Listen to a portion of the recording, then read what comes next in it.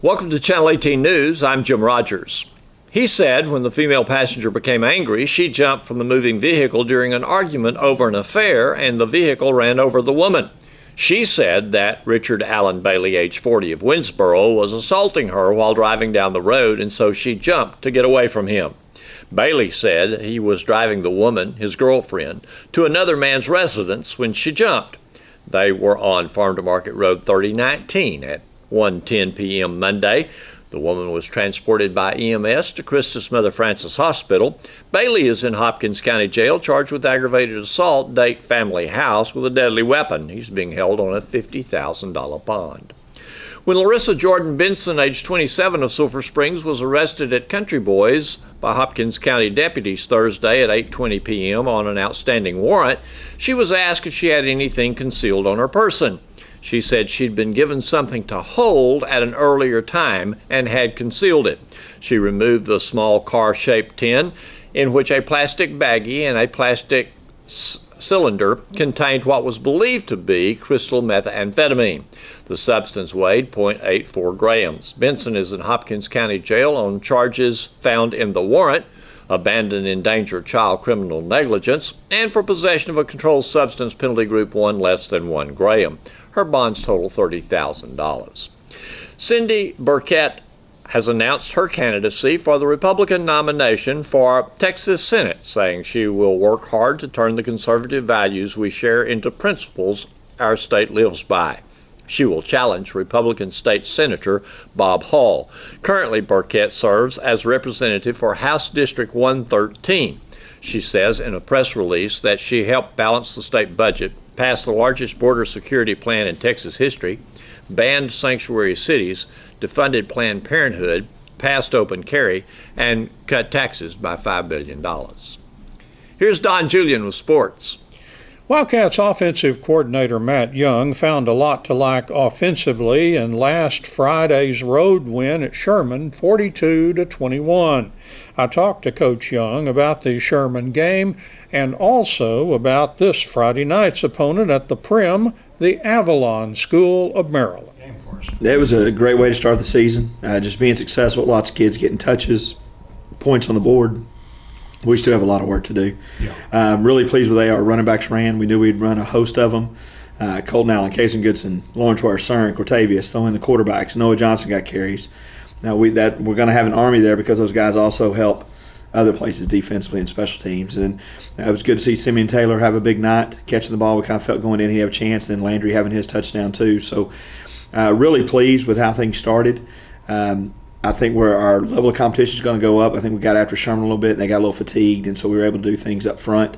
Really, our O-line assignment-wise was great. The negatives were really more at Sherman's pace of play. They got so tired.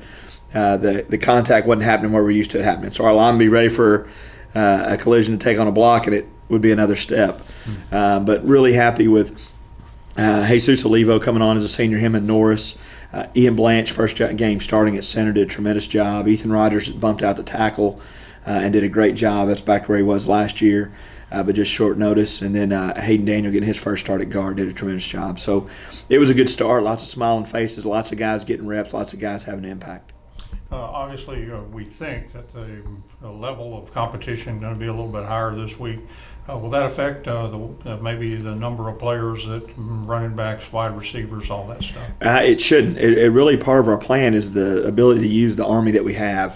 For example, I thought Landry Tyson was able to make his catch and get behind him late in the game because Connor Nix had been rotating in with him at receiver, and we have more guys we need to get in there so that we're fresh. Same kind of idea at running back. We think they all bring something to the table, and what's going to do is we play with our pace and play with our tempo. I think it's going to be able to help down the road. I mean, on the O-line, we got Jacob Janitis popping in and giving those guys a little bit of breather inside that helps us overall maintain things for a game. So it won't be a scaling back. It'll actually be try to use more so we can push the tempo. The key is just getting the first down so we can then get into overdrive and try to get them tired. Did it feel good to not just have vanilla as a flavor when you looked in there? Oh, yeah. The play sheet was a lot bigger and be able to go to some wrinkles. We were able to we've got a few personnel packages now where we bring in 2 B-backs, where we bring in 2 running backs. We'll get in empty. You saw both quarterbacks playing receivers. So it's a versatile package we have going right now. The kids have good grasp. We're not really adding anything new this week. It just may be different what we actually rely on. Anybody kind of surprise you, kind of was a standout that maybe was a surprise for you? Pleased with Bryce McQueen coming in. He had a couple catches and was really physical blocking. Really happy Hayden Daniels stepping in at left guard. That was a lot on him, and he handled it really well. Looking for him to continue to improve. Running back wise, I thought Cortavius Pruitt had a nice little spark. It was his first chance to do that, and a lot of the other guys are really doing kind of what we expected, what we thought they would bring to the table. So we think we still have more weapons. Austin Dodd had a quiet night. He's a big time playmaker. So I think week to week it'll kind of vary who's making plays and who does things.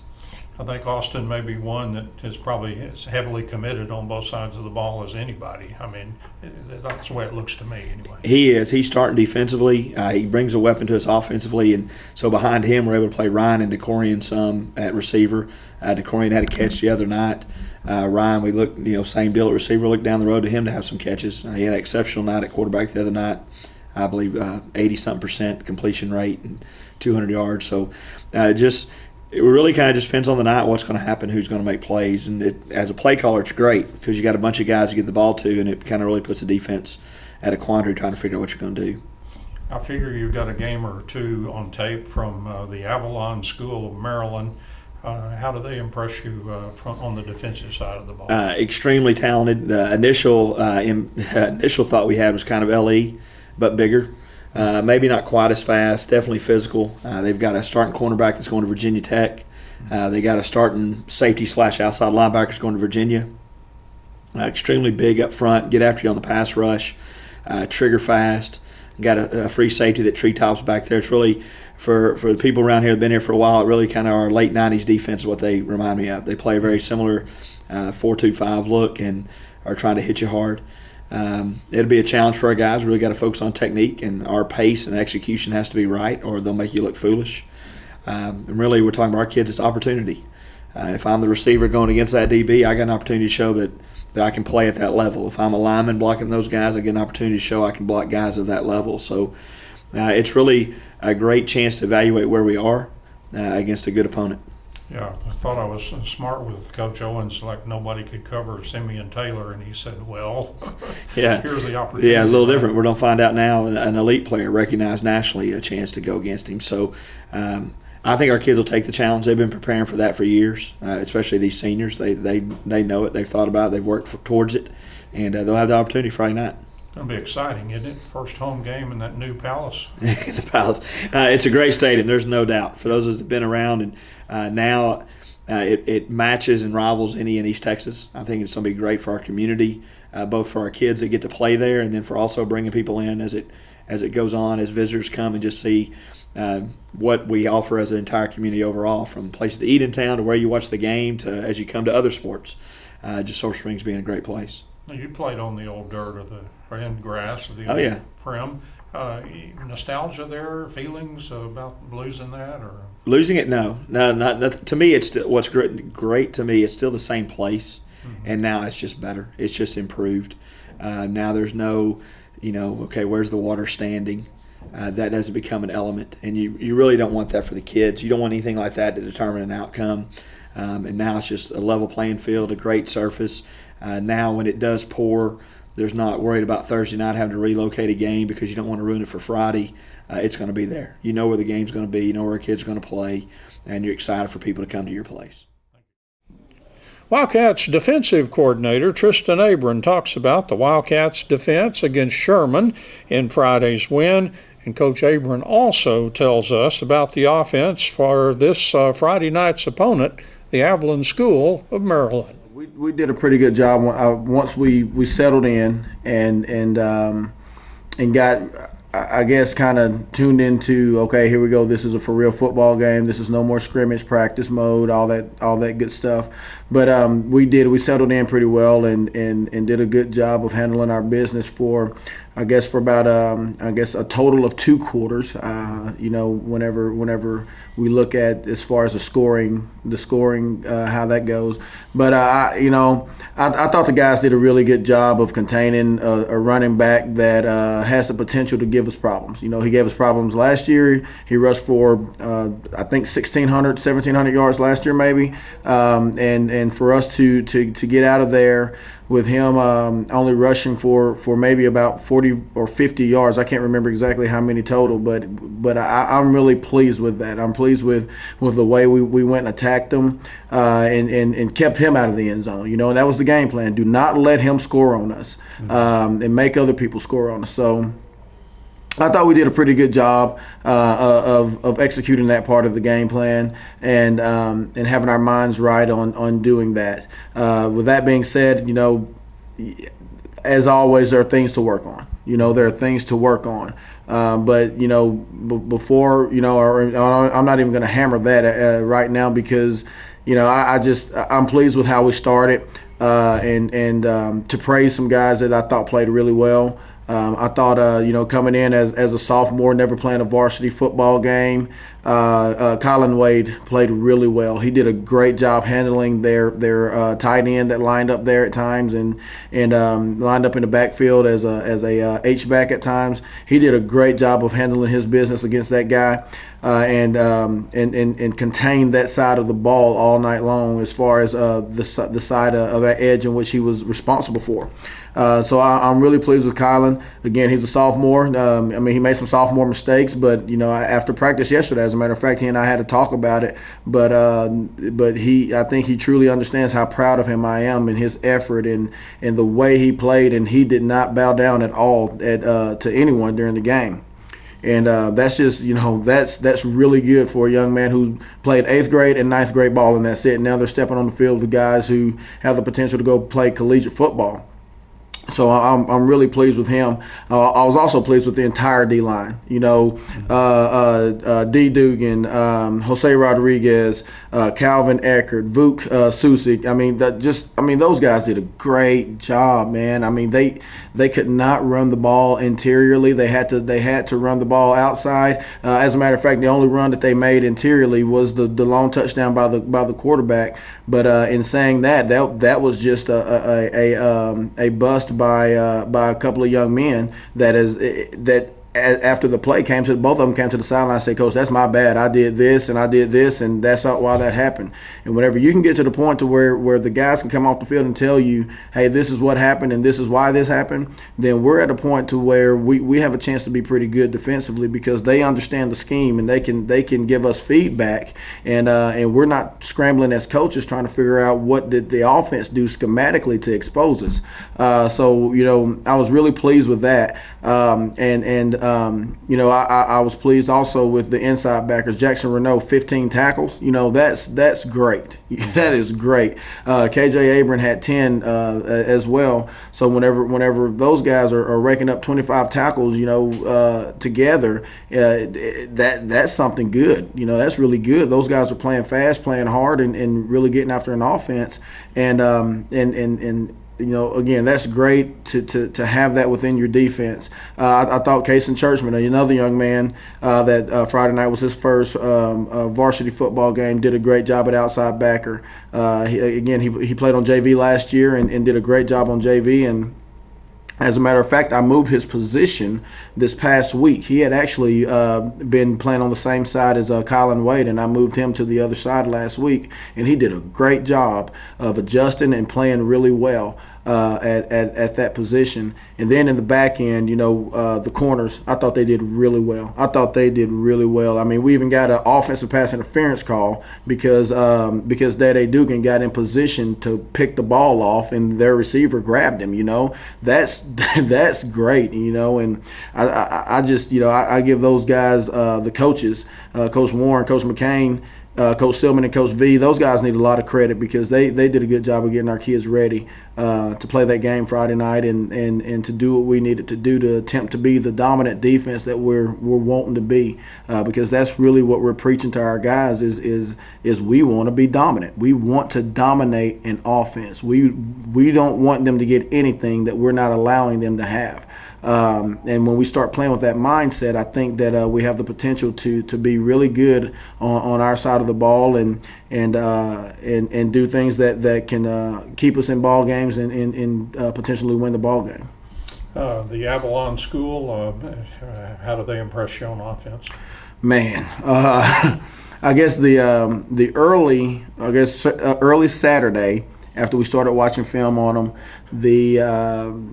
the verdict was they were very similar to Liberty Ilo as far as athletes all over the field, just extremely athletic. Quarterback's very elusive. He's pretty fast once he gets into open field, and again does a good job of making you miss it to allow himself to get into open field. They have a running back that is not the biggest kid, but man, he runs like he's 220 pounds, and does a great job coming downhill from a pistol set. He does a great job whenever he's beside the quarterback in what we call a B right or a B left set to get outside of you and make you try to chase him. And if we have to get in chase mode, it's going to be a rough night for us. So we got to do a good job of containing those two guys to begin with, and then you got to deal with two receivers that are lined up outside of as the X and the Z that. They are both, just really good receivers. Quarterback, a lot of times will honestly just throw the ball up and allow those guys to do their thing, and they will do their thing. So we got to do a good job of containing these guys, number one, on the run, and try not to allow them to get outside of us.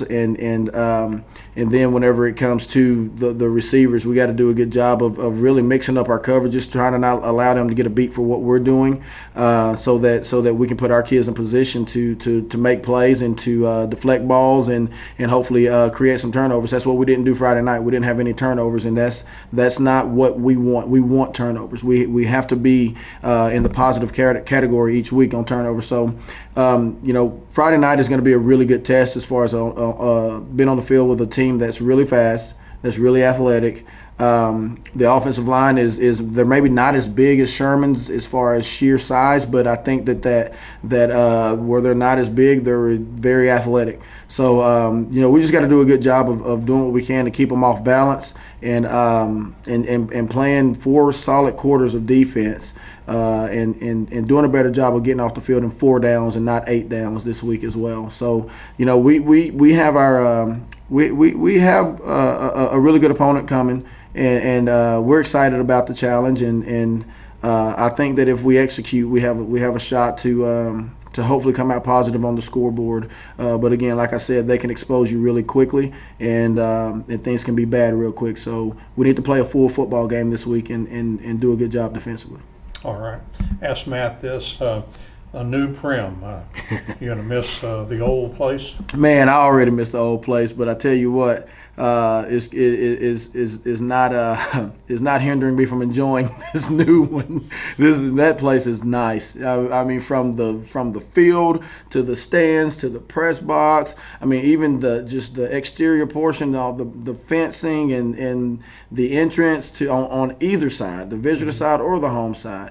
I really believe that Coach Owens and Mr. Lamb and the school board and just everyone who's had a part of this has done a really good job of making this stadium to be one of the nicest, I think, in East Texas. I really believe so, and I think that they did a really good job as far as design and the way that they've had it all put together. So I'm really excited, and it's going to be great to go out and get after it on that field on Friday and come out with a win, hopefully on the very first game on the new Prim field.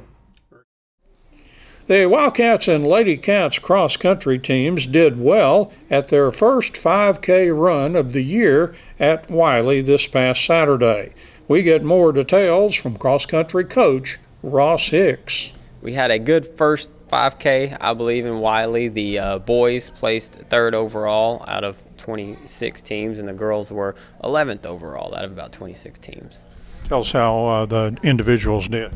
Individually, on the girls' side, Sydney Washburn, she led our team. She got out to a very strong start, and she kind of slowed down a little bit in the middle of the race, but I told them, I challenged them to get out strong and to see where their fitness level was in the early season meets and just go out and see what they had. And so a lot of them did that. Sydney did that. Then Bailey Arrington, she wasn't too far behind either. Then we had Hannah Dixon, and then we had Ashley Noe, and we also had Landry McKinney. So they were our top 5, and they all, I thought, got out really well, and a lot of them had personal best times for their 5Ks. Yeah. Any of them placed near the top individually in the race? There was about 150 people in the girls' race, and we. Like I said, we started out pretty well, and we had some a couple in the top 20. So, Tell us about the guys and how good they did. Yeah, on the boys' side, we had what I thought was a very good day. They ran pretty well as a team. Our top 2 runners were Landon Thornton and Eli Sellers. They were 7th and 13th overall, and they both had the best races that I've seen them run in their careers. So I thought they both did really well. Behind them, we had our 2 seniors. We had we had Peyton Vickery and Ed Ramirez, and those guys, they're battling and they're working, and they were just a few seconds behind. And then our 5th and 6th guys were both sophomores, Christian Palomino and Nabian Ramirez, and they were just a few steps behind them. Our top 5 were only separated by about a minute, and so that really helped us get that 3rd place whenever our top 5 scorers were that close, and all of them were in the top 30, I believe, of the race. So you kind of like where they are at the first race of the year? I do. I'm pleased with where we are. It's always kind of nerve-wracking, that first 5K, to see. It's hard to know, exactly where you are whenever you get the competition and you get to the meet. And so I was very pleased with the way they responded, and hopefully, we'll continue to build off of this and just get better and faster as the year goes on. Then we have coming up kind of an old traditional one that seemed like we always go to. I bet you ran this when you were in high school. I did. Every year we went to UT Tyler. We go there every year, and it's been kind of a staple. And so we're going to go back, and hopefully we'll have a chance at competing at to win that meet and see and hopefully we'll do really well. A hilly course over there. It does have one little hill. I always get I try not to let the team talk too much about hills and about how tough the course is, because I think then it gets in their head and they're thinking about it too much instead of just going out, attacking the course and running like they know how to do. So I do typically minimize the difficulty of the course, but I think it helps with the mental aspect of the course. Thanks for watching Channel 18 News. Have a great evening.